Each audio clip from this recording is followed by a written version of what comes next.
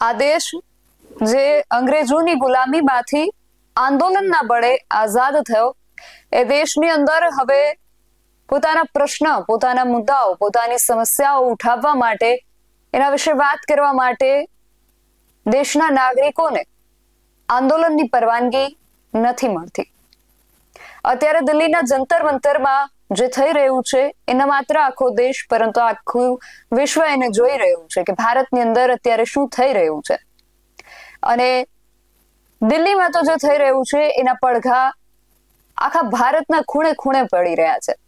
આપણે ગઈકાલે જોયું કે દિલ્હીના જંતર મંતરના પડઘા ગુજરાતના રાજકોટ સુધી પડ્યા.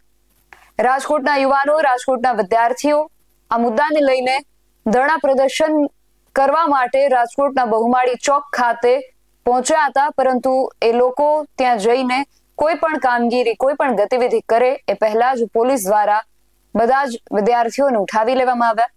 એમાં અમુક યુવતીઓ પણ હતી, સગીરાઓ પણ હતી, એમના વાલીઓ પણ હતા. આ બધાને ત્યાંથી વિખેરી દેવામાં આવ્યા. પોલીસે એમને ડિટેઇન કર્યા, થોડી વાર બાદ છોડી મૂક્યા. પરંતુ આ જે વિદ્યાર્થીઓ છે એ ફરી એકવાર આજે સામે આવ્યા છે. એમનું કહેવું છે કે અમે છેલ્લા 3 દિવસથી પોલીસ પાસેથી પરવાનગી માંગી રહ્યા છીએ, પરંતુ પોલીસ કોઈ રાજકીય કાર્યક્રમોની જે પરવાનગી આપે છે એ અમને ધરણા માટે પરવાનગી નથી આપી રહી. આખો મુદ્દો શું છે તેના વિશે વિગતે વાત કરીએ આ અહેવાલમાં. જય હિન્દ, BSI TV ન્યૂઝ પર આપની સાથે હું છું નિધિ ગઢવી. આ દેશની અંદર હવે દેશના નાગરિકને જાણે આંદોલનનો અધિકાર ન રહ્યો હોય એ રીતે ટ્રાફિકની સમસ્યા થશે, કોઈ અનૈચ્છિક ઘટના બનશે, જેવા વિવિધ કારણો આપી લોકોને આંદોલનની પરવાનગીઓ પણ નથી આપવામાં આવી રહી. રાજકોટની અંદરથી ફરી એકવાર સમાચાર સામે આવી રહ્યા છે કે દિલ્હીના જંતર મંતરમાં જે થઈ રહ્યું છે, ગત દિવસોમાં જે થયું, એને લઈને 21મી તારીખે 21 જુલાઈ 2026 ના દિવસે રાજકોટના અમુક વિદ્યાર્થીઓ, વિદ્યાર્થીના વાલીઓ એ બધા રાજકોટના બહુમાળી ચોક ખાતે ધરણા માટે એકત્રિત થયા હતા. એમનું કહેવું હતું કે અમે શાંતિપૂર્ણ રીતે આ ધરણા કરવાના હતા, પરંતુ અમે કંઈ પણ કરીએ એ પહેલા જ પોલીસ દ્વારા અમને ડિટેઇન કરવામાં આવ્યા. એ દ્રશ્યો આપણે સૌએ જોયા, દરેક સમાચાર પત્રોમાં, દરેક સોશિયલ મીડિયામાં, ટીવી મીડિયામાં, ઇલેક્ટ્રોનિક મીડિયામાં. રાજકોટની અંદર ગઈકાલે શું થયું એ આપણે બધાએ જોયું. આજે વિદ્યાર્થીઓ છે એ ફરી એકવાર આજે સામે આવ્યા છે. વિદ્યાર્થીઓનું કહેવું છે કે અમે છેલ્લા 3 દિવસથી પોલીસ પાસે ધરણા પ્રદર્શનની પરવાનગી માંગી રહ્યા હતા, પરંતુ પોલીસે અમને પરવાનગી ન આપી. અને પોલીસે જે કારણ આપ્યું છે, શું કારણે એમને પરવાનગી નથી આપવામાં આવી, આ બધા જ વિશે જ્યારે અમે આ વિદ્યાર્થીઓ સાથે વાત કરી ત્યારે એમણે શું ખુલાસાઓ કર્યા છે, જુઓ આ ગ્રાઉન્ડ રિપોર્ટમાં.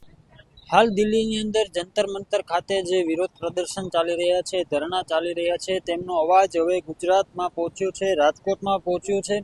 ગઈકાલે જે રીતે અહીંના જે વિદ્યાર્થીઓ છે તેમના દ્વારા સોનમ વાંગચુકને સમર્થન આપવા માટે જે વિરોધ પ્રદર્શન કરવા માટે રાજકોટના બહુમાળી ચોક ખાતે એકઠા થયા હતા, ત્યારબાદ પોલીસે છે તે કોઈ કાર્યક્રમ શરૂ કરે તે પહેલા જ પોલીસ દ્વારા છે તે અટકાયત કરવામાં આવી હતી. અત્યારે આપણી સાથે વિદ્યાર્થીઓ છે કે જે પોલીસ પાસે ધરણા કે સમર્થન કરવા માટેની પરમિશન લેવા ગયા હતા, પરંતુ રાજકોટ પોલીસ દ્વારા તેમને પરમિશન આપવામાં નથી આવી. આ અરજી પણ છે પોલીસની.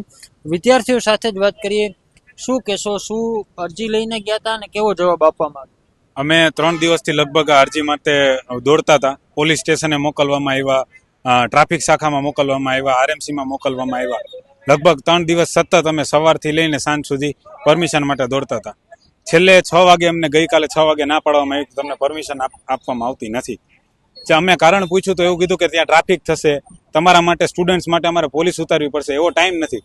અને ગઈકાલે અમે 100થી વધારે વિદ્યાર્થીઓ અહીં ભેગા થયા તો અમને ઉપાડવા માટે તો લગભગ 40 જેટલા પોલીસવાળા હતા. જ્યારે કોઈ પણ પાર્ટી અહીંયા કાર્યક્રમ કરતી હોય તો એના માટે તો અડધા રોડ બ્લોક કરી દેવામાં આવે છે.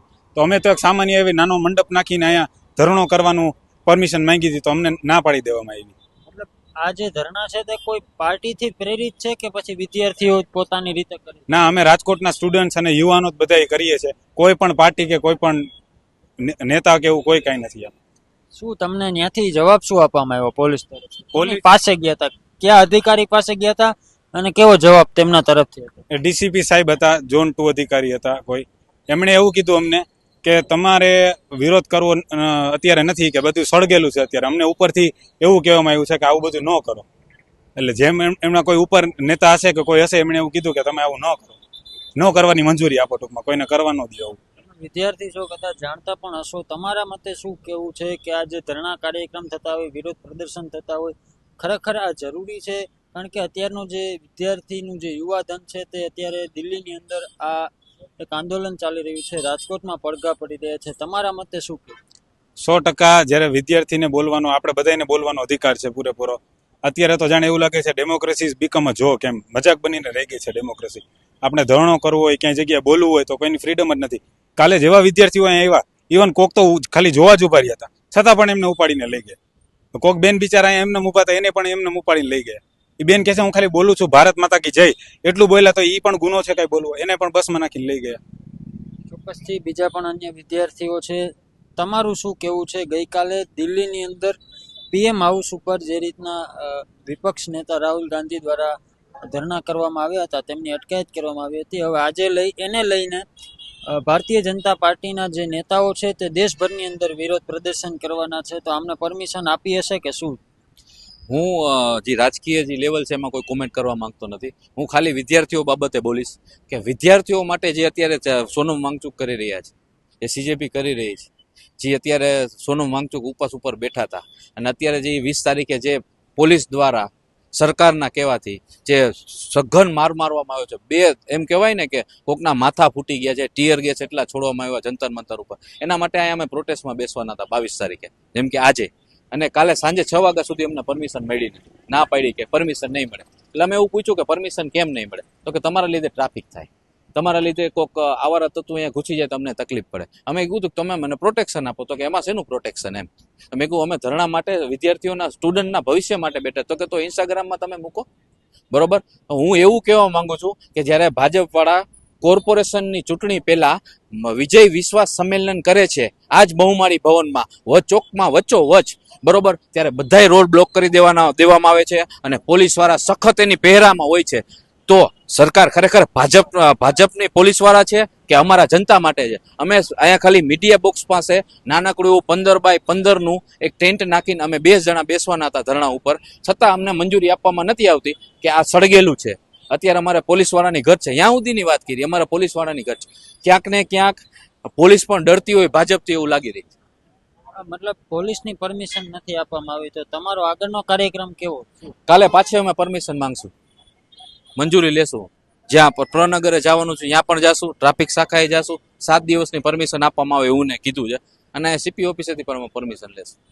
ચોક્કસથી તો આ રાજકોટના વિદ્યાર્થીઓ જે ચોક્કસપણે કહી રહ્યા છે કે તેઓ પોતે પ્રોટેસ્ટ એટલે કે ધરણા પર બેસવા માટેની પોલીસ પાસે પરમિશન માંગી રહ્યા છે, પણ પોલીસ દ્વારા એવો જવાબ આપવામાં આવી રહ્યો છે. તેઓ વિદ્યાર્થીઓ છે તે રાજકોટ ઝોન 2 ડીસીપી પાસે ગયા હતા, તેમના દ્વારા તેમને અરજી પણ આપવામાં આવી હતી, પરમિશન માંગવામાં આવી હતી, પરંતુ પોલીસ અધિકારી છે તે પરમિશન આપી નથી રહ્યા, ઉપરથી મનાઈ છે. જે અત્યારે જે મુદ્દો છે તે સળગેલો છે, તેમને આગળ ન વધારો, આવા જવાબ છે તે પોલીસ અધિકારી દ્વારા આપવામાં આવી રહ્યા છે. અને બીજી તરફ પોલીસ અધિકારી દ્વારા એ પણ કહેવામાં આવ્યું છે કે અત્યારે પોલીસની ઘટ છે, તમે સોશિયલ મીડિયાથી તમારા જે ધરણા છે તે ચલાવો. આવા જવાબો છે તે વિદ્યાર્થીઓને આપવામાં આવી રહ્યા છે. ત્યારે બીજી તરફ સવાલ એ પણ થઈ રહ્યા છે કે જે વિદ્યાર્થીઓનો આક્ષેપ છે કે જ્યારે રાષ્ટ્રીય પક્ષો હોય કે બીજા અન્ય પક્ષો હોય તે પોતાના કાર્યક્રમ કરે છે ત્યારે પોલીસ છે તે તેમનું પ્રોટેક્શન માટે ખડી હોય છે, પરંતુ આજે વિદ્યાર્થી પોતાનો અવાજ ઉઠાવવા માટે થઈને મેદાને ઉતરે છે ત્યારે તેમને ધરણા કે વિરોધ પ્રદર્શન કરવા માટે પરમિશન છે તે આપવામાં નથી આવી રહી.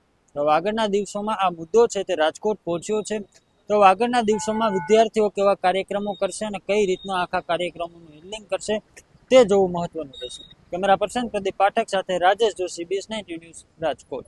તો વિદ્યાર્થીઓનું કહેવું છે કે કોઈ પણ રાજકીય પક્ષનો કાર્યક્રમ હોય, ભારતીય જનતા પાર્ટીનો કોઈ કાર્યક્રમ હોય, ત્યારે આ જ સ્થળ પર કાર્યક્રમ માટે પરવાનગી આપવામાં આવે છે, મંડપો બાંધવામાં આવે છે, ત્યારે કોઈ ટ્રાફિક સમસ્યા નથી નડતી. અને અમે જ્યારે અમારા પ્રશ્નને લઈને નીટ 2026ની જે પરીક્ષા હતી, જેનું પેપર લીક થયું, જેમાં 20 જેટલા વિદ્યાર્થીઓએ આત્મહત્યા કરી લીધી, આટલા ગંભીર મુદ્દાને લઈને જ્યારે વિદ્યાર્થીઓ ધરણા પ્રદર્શન માટે પરવાનગી માંગી રહ્યા છે, ત્યારે એમને ટ્રાફિક થશે કે કોઈ અનિચ્છનીય ઘટના બનશે જેવા કારણો આપી દઈને અને પોલીસની ઘટ છે આવા કારણો આપી દઈને એમને આંદોલન કરવાની પણ પરવાનગી રાજકોટ પોલીસ નથી આપી રહી.